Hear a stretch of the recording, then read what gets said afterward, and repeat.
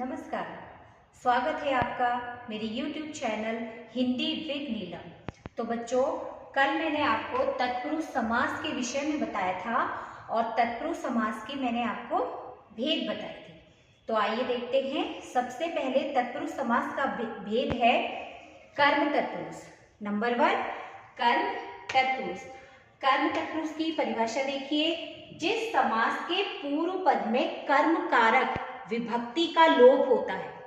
कर्म तत्पुरुष में जिस समास का जो पूर्व पद होता है उसमें कर्म कारक विभक्ति चिन्ह का क्या हो जाता है, लोप हो जाता है, या उसे हटा दिया जाता है, या वो छुप जाता है, उसे हम कर्म तत्पुरुष समास कहते हैं। आइए देखिए, कुछ उदाहरण मैंने यहाँ पर लिखे हुए हैं।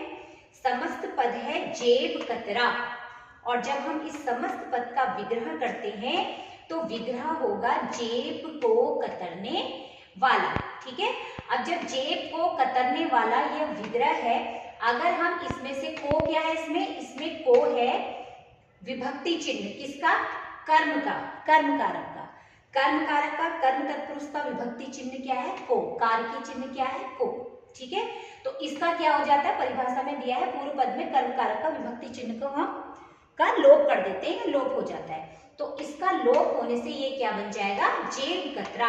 तो जेब कतरा समस्त पद में कौन सा समास होगा, कर्म तत्पुरुष समास होगा। अब देखिए, नंबर 2 है गगन चुंबी। गगन चुंबी का जब हम विग्रह करते हैं, गगन को चूमने वाला, तो को विभक्ति का लोप होने पर ये क्या हो जाएगा, गगन चुंबी। और गगन चुंबी समस्त पद में कौन सा तत्पुरुष समास होगा, कर्म तत्पुरुष समास। क्योंकि कर्म तत्पुरुष समास में क्या होता है, जो इसका चिन्ह होता है विभक्ति चिन्ह, वो को होता है, और को विभक्ति चिन्ह का लोप हो जाता है। नंबर 3 है सुख प्राप्त। इसी तरीके से सुख को प्राप्त, जो को विभक्ति चिन्ह है, इसका लोप होने से, इसको हटाने से ये क्या बन जाएगा, समस्त पद सुख प्राप्त।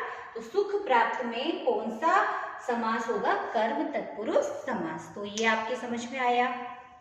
ठीक है। आइए अब देखते हैं करण तत्पुरुष समास। करण तत्पुरुष समास में भी जो करण तत्पुरुष समास का कारकीय या विभक्ति चिन्ह है वो है से या के द्वारा।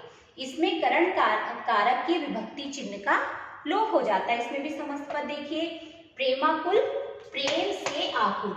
अब से क्या है, इसका विभक्ति चिन्ह, कारकीय चिन्ह। तो से विभक्ति चिन्ह को अगर हम हटाकर लिखते हैं तो क्या लिखेंगे, प्रेमाकुल। तो समस्त पद प्रेमाकुल का जो इसमें समास होगा वो होगा करण तत्पुरुष समास। इसी तरीके से कष्ट साध्य, कष्ट से साध्य।